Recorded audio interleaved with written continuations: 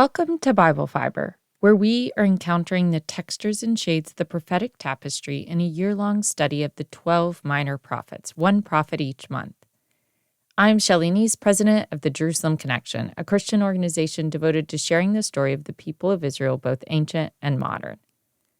This week we are reading the second chapter of Haggai. We know a good deal about the historical background to Haggai's prophecies because of the book of Ezra. Ezra names Haggai as a prophet who ministered to the regathered Jews in Judah. However, we know nothing of Haggai's patrimony or biographical profile. For example, Ezra did not include Haggai in his extensive list of the first wave of returnees from Babylon, a notable omission considering a prophet was an important leader. Perhaps Haggai was in a subsequent wave, or Haggai never left Judah at all. The Babylonians did not deport all the Jews in Judea, only the prominent citizens. Possibly, Haggai's parents were among the poorest people of the land. If so, Haggai was prophesying as a local Jerusalemite who had been awaiting the return of his people, living among the ashes of Jerusalem his whole life. The word of the Lord came to Haggai for the second time on October 17, 520 BCE. This was the seventh day of Sukkot, or the Feast of Tabernacles. We know that fact because of Haggai's precise dating formula, but the prophet makes no specific mention of the holiday. Interestingly, the name Haggai is connected to Chag, Hebrew for festival. At the time of the oracle, a month has passed since the workers renewed their construction efforts on the temple. Their initial enthusiasm is waning as the enormity of the task becomes clear. After acquiring the wood beams from the surrounding forest, they had to clear the site of rubble and redress the stones that had been strewn about the site for the last 66 years.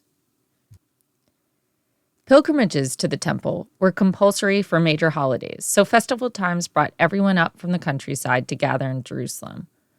While such an occasion made a convenient time for Haggai to address the whole of the people, based off his language of reassurance, it seems the people are despondent. They had expected the workers to have made more progress. Never mind that for much of the last month, there was a series of holidays that forbid secular work. Sukkot is the week-long religious festival when Jews construct sukkahs, or temporary living structures, in memory of their 40 years in the wilderness. God provided and protected them during those difficult circumstances, and Sukkot is the annual holiday where the chosen celebrate God's provision and deliverance. Like all Jewish holidays, there's also an agricultural component. Sukkot is a harvest celebration. But we know this year's harvest was poor, and food, oil, and wine were scarce. Hunger contributed to the community's malaise. The Jews gathered for the holiday can tell even from the meager beginning that the restored temple will be a humble structure. Haggai asks, "Who is left among you who saw this house in its former glory? How does it look to you now? Is it not in your sight as nothing?" Here, Haggai is playing the role of counselor as much as prophet. Before he sets out to encourage and strengthen, he first draws out their pain by naming it. Only the elderly of the community could have literal memories of Solomon's temple from their childhoods. For the rest of them, the collective memory was passed down orally, and recollections of the grandeur of Solomon's temple were the pride of their little nation. Both young and old would have known the beauty of Solomon's temple. Solomon brought in the best of the foreign artisans, imported cedar panels, marble, and overlaid the walls and floors with gold. The resources available to Solomon are nowhere within the reach of the post-exilic community. They understand Zerubbabel's temple will pale in comparison. Not coincidentally, the seventh day of Sukkot also memorialized the moment that King Solomon dedicated the first temple. The pride that the Jews had felt at that dedication, free people living independently with their own king and secure borders, was incomparable to their despondency after returning from the exile. Yet when Haggai puts the question before the people, he asks, "Who saw this house in its former glory?" Calling the ruins of the temple "this house" enforces that even if the current temple is nothing in the eyes of men, it is still the place where Yahweh has chosen to place his name forever. As Yahweh told King Solomon after the dedication, "My eyes and my heart will always be there." The size of Zerubbabel's temple was not the issue. King Cyrus decreed that the temple should be 60 cubits high and 60 cubits wide, larger dimensions than Solomon's temple. The problem was the lack of splendor. The materials they were using were of poorer quality, and instead of bringing craftsmen from abroad, they had to rely on local builders. From what we can tell, sacred objects were also missing from the temple. For example, Ezra makes no mention of the Ark of the Covenant. The poor morale is understandable. They are celebrating a harvest with no harvest, and they are gathered at the Temple Mount with no temple. Haggai understands this is not the time to chastise. Instead, he offers a prophetic word of encouragement. Addressing Zerubbabel, Joshua, and the people, Haggai tells them all to take courage. David gave the same motivational speech, "Be strong and of good courage," to his son Solomon when he handed over the task of building the temple to his son, even though he had hoped he could build it. After telling all of them to take courage, Haggai alludes to the Exodus and the promise Yahweh made to his covenanted people when he brought them out of Egypt. "My spirit abides among you. Do not fear." Haggai knows that their strength will come in the recognition that God abides with them. The temple is merely a structure which represents God's dwelling among them. After telling all of them to take courage, Haggai alludes to the Exodus and the promise Yahweh made to his covenanted people when he brought them out of Egypt. "My spirit abides among you. Do not fear." Haggai knows that their strength will come in the recognition that God abides with them. The minor prophets reach back to Israel's past as much or more than they look to the future. The prophets regularly draw parallels between God's redemptive works of the past and his redemptive works of the future. That is why God says he is about to shake the heavens and the earth once again. On Mount Sinai, the shaking of the heavens and the earth marked a new chapter between God and his chosen people. Now with the remnant, he's extending himself once more. The rebuilding of the temple will launch another new thing. In Haggai's eschatological vision, in the day of universal peace, all the peoples of the earth will recognize Yahweh's sovereignty and bring tribute to the temple. In submission to the supremacy of Yahweh, the nations will ascend to Jerusalem with material offerings. The tributes of the nations will be given out of free will. This is not the plundering of defeated peoples. The prophets hated how the Assyrian and Babylonian empires were built on treasures of others. Because Yahweh alone is responsible for the beautification of the temple, he takes the responsibility off the impoverished Judeans. He says, "The silver is mine and the gold is mine." All the remnant needs to do is persevere with the construction of the house. For Haggai's third oracle, Yahweh tells Haggai to ask the priests for a ruling. Haggai poses two hypothetical questions to the priests pertaining to ritual purity and impurity. Even though the answer to the purity question was well known, the prophet's consultation with the priest was a sign of respect. The pre-exilic prophets had lost all faith in the priesthood, criticizing the supposed mediators for their ignorance and corruption. Haggai is not mocking the priest. He is recognizing their authority to interpret and apply God's law.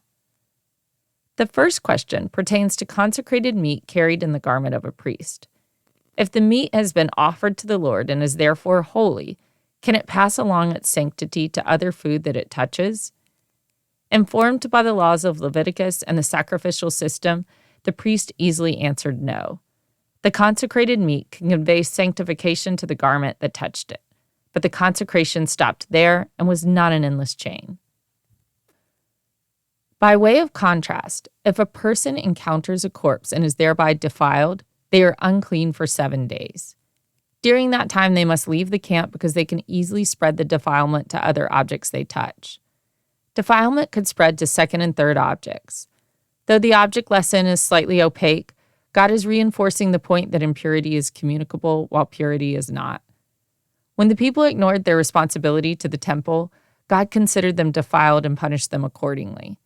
The temple ruin was like a rotting corpse in their midst, cutting off their communion with God and contaminating the community. Haggai calls back to the last years of poor harvest and asks that the people pay close attention to God's hand.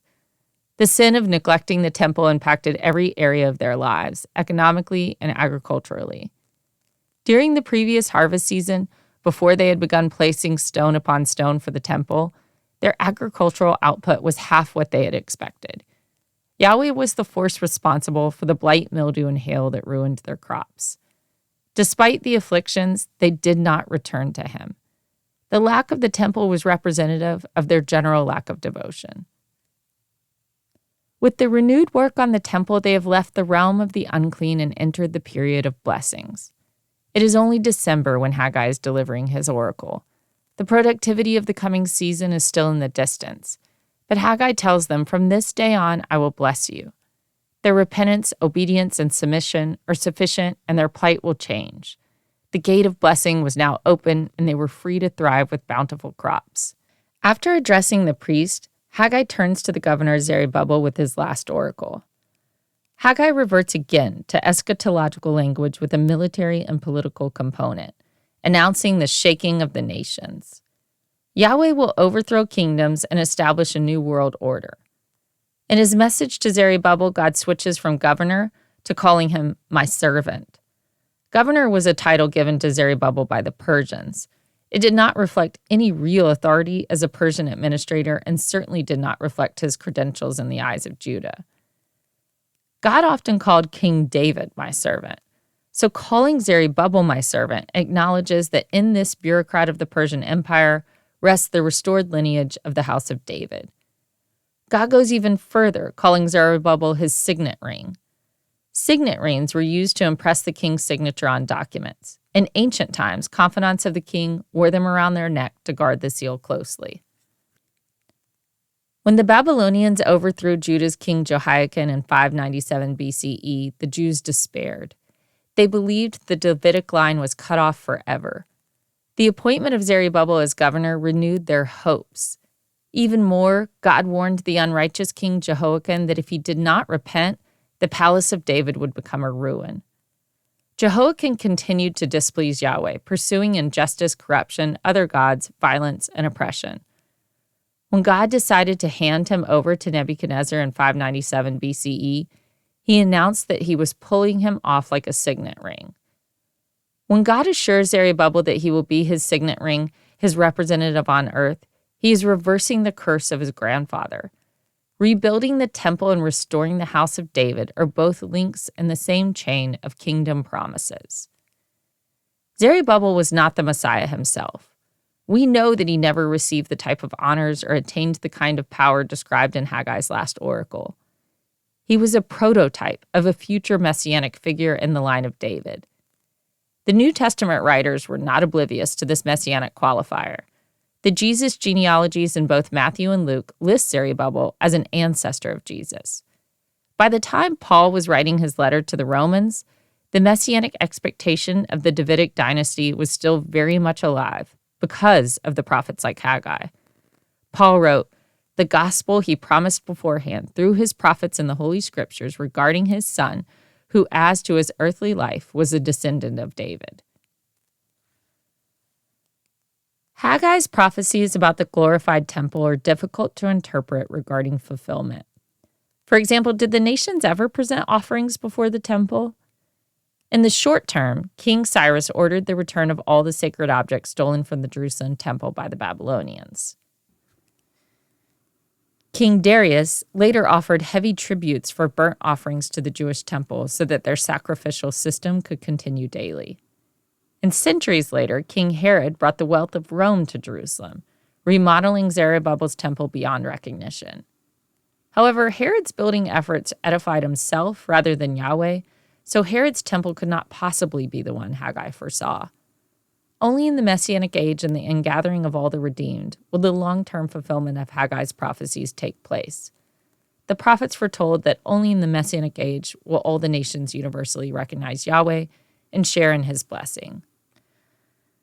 My favorite Christian band, Waterdeep, has a song called "And," with a stanza that I believe fits the theme of Haggai. I am haunted by my love for comparison, my fascination with a single common theme. The people of Haggai's day despaired because they were distracted from the miracle of their return by their need for comparison. This was the moment that they should have been praising God for their deliverance from the Babylonian destruction and exile. They should have understood that they were the fulfillment of the often repeated promise that after the exile, a remnant would return to the land. I think on a basic level, they did understand that. But comparison of former glory led to discouragement, which led to a denial of God's sustenance, his provision, and his timeline for redemption. Comparison is an obstacle that hinders our allowance of God's new thing. What was important to God was not the measure of the temple's wealth, but the spirit of the people's desire for him to dwell among them. Revelation tells us that the eschatological temple will far overshadow the temples of Solomon, Zerubbabel, or Herod. In the Messianic age, the Lord and the Lamb are the temple. The New Jerusalem will have no need for the sun or the moon because the glory of God will give its light. As that light radiates out, Revelation says the nations will walk by its light and the kings of the earth will bring their splendor into it. Zerubbabel's temple took 4 years to build, but Haggai's prophetic insights only cover the first 3 months of the building project. We don't know what became of the prophet. Next week, we are reading Zechariah, the other prophet named by Ezra as critical in ministering to the remnant after the exile. Zechariah is the longest of the prophetic books, so we will take longer to get through it. For next week, read the first chapter. Thank you for listening, and please continue to participate in this Bible reading challenge. For all of the biblical references each week, please see the show transcript on our blog or by signing up for our emails at thejerusalemconnection.us. I don't say all the references in the podcast, but they are all in the transcript. Send me a message, I'll respond. Bible Fiber is available on YouTube or wherever you listen to your podcast. Shabbat Shalom.